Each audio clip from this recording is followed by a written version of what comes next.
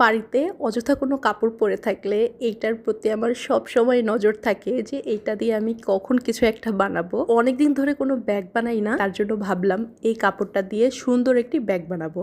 তার জন্য কাপড়টাকে পুরোটা সুন্দর মতো করে কাটলাম এবং লাইনিংয়ের কাপড়টাও কেটে নিয়েছি। ব্যাগটা আমি বানাবো আমার মোবাইলের জন্য। ভিতরে তার জন্য আমি ফোম শিট ব্যবহার করব এবং ব্যাগটাকে মোটা করার জন্য এখানে আমি পেস্টিংও ব্যবহার করব।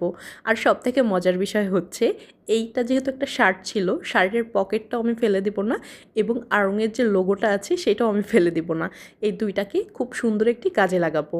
তো এখানে পেস্টিং ফার্স্টে আমি আয়রন করে লাগিয়ে নিয়েছি এবং ফোম শিটটাকে বসিয়ে এভাবে ক্রস করে আমি সেলাই করে নিয়েছি। শার্টের যে পকেটটা ছিল সেইটাকে আমি একটি কার্ড হোল্ডারের মতো ব্যবহার করব, যেন পার্সের মধ্যে আমার কিছু কার্ড আমি রাখতে পারি। লাইনিং এবং ব্যাগের মেন ফেব্রিকটা আমি একসাথে সেলাই করে নিয়েছি এবং বলেছিলাম যে আড়ংয়ের যে লোগোটা আছে সেটা আমি সুন্দর একটি কাজে লাগাবো। এই লোগোটাকে ব্যাগটার এই সাইডে রেখে আমি সেলাই করে নিব। তো এখন বোঝার কোনো উপায় নেই এটা যে আমি নিজে বানিয়েছি নাকি আড়ং থেকে কিনেছি। ব্যাগটা কেমন লেগেছে কমেন্টে জানিও।